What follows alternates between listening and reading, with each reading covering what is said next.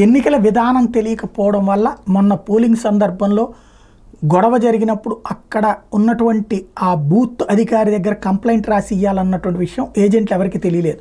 ఇప్పుడు ఏజెంట్లు ఈ వ్యవస్థ గురించి చాలామందికి తెలియకపోవడం వల్ల జరుగుతుంది.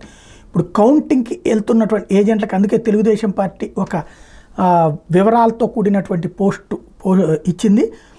ఫారం 17C మీ దగ్గరే ఉంచుకోవాలి. ఎన్నికలైన తేదీ నాడు నుండే ప్రిసైడింగ్ అధికారి ఏజెంట్లతో సంతకం చేసిందే మీరు తీసుకోవాలి. ఈ ఫారం 17C ఏజెంట్ల సంతకాలు లేనిదైతే ఏదో అవకతవక జరిగినట్టు భావించాలి. ప్రతి పోలింగ్ కేంద్రం ఫారం 17Cలో ఉన్న control unit CU number, machine పైన ఉన్న నెంబర్ సరి చూసుకోవాలి. పోలింగ్ రోజున ఏదైనా సమస్య వచ్చినప్పుడు CU కంట్రోల్ యూనిట్ మార్చినా అది ఫారం 17C మార్చినట్టు చూపించి ఉండాలి. ఒకవేళ ఆ నెంబర్ మ్యాచ్ కాకపోతే కౌంటింగ్ని ఆపి RO గారితో సంప్రదించి కౌంటింగ్ ప్రారంభించాలి. ఫారం 17Cలో నమోదైన ఓట్ల సంఖ్య మరియు CU కంట్రోల్ యూనిట్లో చూపిస్తున్న ఓట్ల సంఖ్య సమానంగా ఉండాలి. ఒకవేళ లేకపోతే రిటర్నింగ్ అధికారిని అడిగి నివృత్తి చేసుకున్న తర్వాత రిజల్ట్ కౌంటింగ్ ప్రారంభించాలి.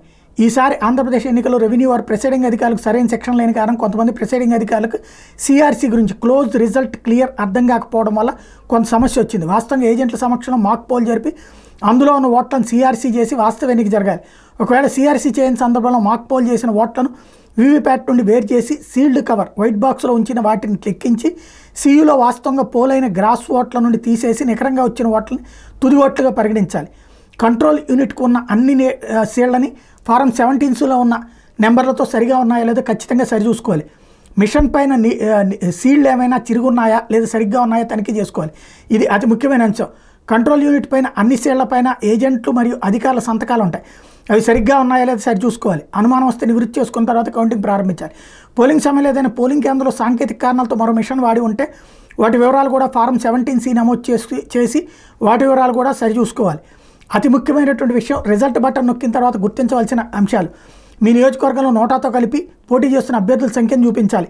పోలింగ్ కేంద్రంలో నమోదైన ఓట్ల సంఖ్య 17Cలో పోలైన ఓట్లతో సమానంగా ఉండాలి. కంట్రోల్ యూనిట్లో పోలింగ్ తేదీ, పోలింగ్ ప్రారంభం మరియు సమయం మరియు పోలింగ్ ముగింపు సమయం గంటలు మరియు సెకండ్లతో సహా చూపిస్తుంది. వాటిని సరిచూసుకోవాలి.